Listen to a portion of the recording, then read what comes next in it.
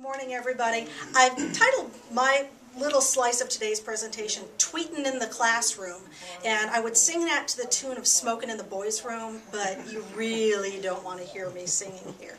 So I want to talk today about how I have used Twitter in the classroom and in conferences, and what are some of the advantages and disadvantages to using it. Let me stop for a second. How many of you, besides Chris, have ever used Twitter for any reason? Okay, and how many of you have heard about Twitter? Okay, so everybody at least has heard about it. You know it's 140 characters at a time. And I'm doing something different in my classes. I'm encouraging my students to use Twitter during some class times. So let me talk about the advantages and disadvantages of Twitter in the classroom. And I have a couple of pictures here. These are the woots, and in internet speak, woot is what you say if you're really happy, excited about something. So those are the advantages. And then we have the meh, the disadvantages, the, you know, maybe not so much. So I had asked some of my students to pose for a picture, and you can just leave it off there. So here are some of the woots. These are some of the advantages. And to let you know, I have blogged about this already, so all of my notes are already out online, and I'll give you a sticker to put in your book with the address of where to find all the notes. So some of the woots. When you're having students tweet during class time, especially in large classes, it can help create community. What's the biggest class that you teach, number-wise? 250. 250, that's giant. And in a 250-person class, I know in my 100-people classes, I have a hard time making connections between me and the people in there. It's just kind of a mass of faces unless they come and see me during class or outside of class time. So I use it as a way of getting feedback during class time about what's going on. I have them answer questions via Twitter, actually during the actual class, where I'm not going to read all of the responses back to everybody, but they're captured for everybody to see. And that really helps out those shyer people who are in the class that don't want to raise their hand from the 47th row and have you try to hear what they say. Everybody's voice is equally as loud when they use Twitter. So it helps create community. Another woot is that it allows me to bring in instant guest speakers into my classes. There'll be times that I'll say, at 1 o'clock this afternoon, I'm going to be talking about pitching stories to the media. Could I get a couple of people to chime in at that time about what you do that works, what doesn't work? And you know, as educators, people always believe the guest speakers a little bit more than they believe the faculty member who's standing up there. So it's a way to bring in outside people at absolutely no cost to the university and just a couple of minutes of the other person's time. So those are two of the woots. Two of the mehs are, one of them, it's one more thing. It's one more thing that the students have to sign up for and pay attention to, whether it's in class or out of class. They all use Facebook already. Some of them use other sites. And for some of them, this is like, why do I need to do this? Why can't we just use something I'm already using? So it's seen as just one more thing. Another meh is the instant distraction in the classes. Because for some students, having that electronic gadget in front of them encourages them to do other things than focus on the class. I'm trying to get them to use Twitter for positive reasons, not for evil reasons. But some of them will get a text message from a friend, read that, respond to that. And as an educator, I really can't tell sometimes if they're responding to me or if they're doing it to somebody else. So two woots, two mess, and then we have some that are the woot and the mess. So some of these are advantages and disadvantages at the same time. One thing that could be an advantage or a disadvantage is it gives you a peek into our lives. And by a peek into our lives, I mean a peek in, students can see my life as much as I wish to share, and I can see into their lives. I find out things about my students that I can weave into conversations in classes, and I love being able to do that, so that's positive. On the negative side, we just had spring break, and I learned way more about my students' extracurricular activities than I really wanted to know. And you know, I'm myself on Twitter. If you find me at 10 o'clock at night on Twitter, I am me. I mean, it's what you would find if you saw me out in public at 10 o'clock at night. So I'm talking about things that are interesting to me. Now, my students have found out that I'm a NASCAR fan. So some of them know that that's a way that they can make the connection back with me.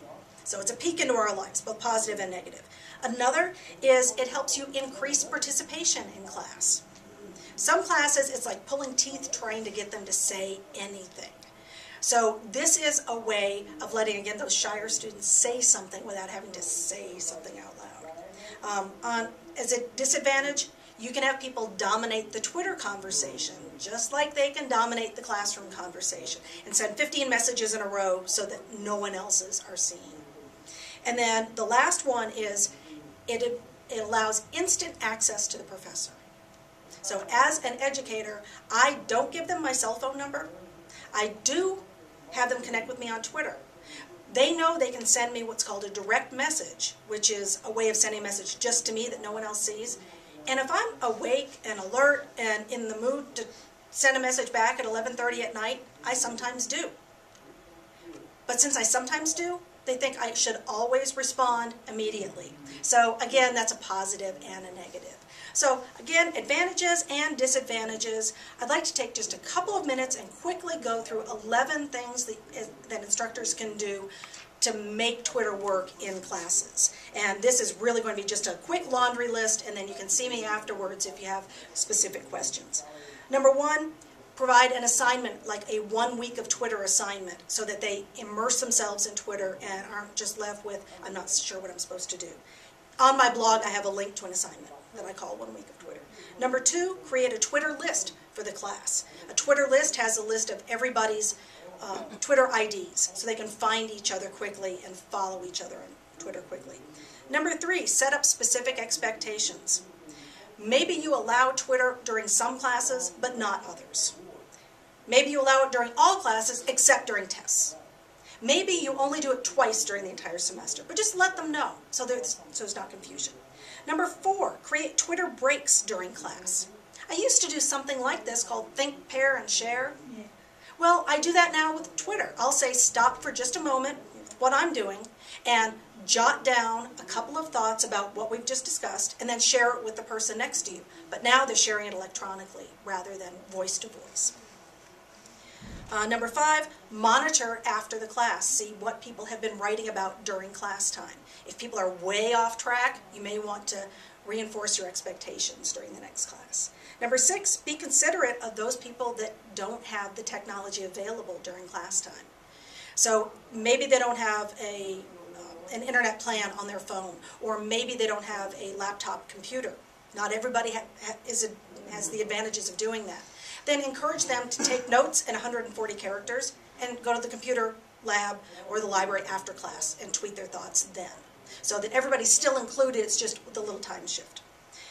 Number seven, use a class hashtag, and a hashtag is the # followed by a couple of letters. So for our conference here, it's hashtag # listen10. And then if you want to see everything that people have tweeted about during this conference, you can just click on listen 10 and the whole list pops up. Number eight, use a site called What the Hashtag. And that's a way of creating almost like a script or I guess script is the best word for it, for everything that's gone on with that hashtag in the past, however many days you tell it to. So we could possibly go and see what happened at NCA 09 now, even though that was several months ago. Number nine, encourage your students to share links to interesting information during class or after class. Number 10, ask pros in the field to chime in. And number 11, instead of a class period or two, if you're in a field where there is a scheduled Twitter chat like there is in public relations, there are probably 15 different ones. There's one called PR Student Chat, and they'll usually have 2 or 3 PR pros there to answer questions. PR students from all over the world are there, about 150, 200 participate at once. So maybe do that instead of a regular class time. So that said, today we talked about some of the advantages and disadvantages, or woots and meh, about using Twitter, and I provided some tips. If you want more information on this or want to see some visuals to go along with it, they're out at my blog, publicrelationsmatters.com. Thank you very much.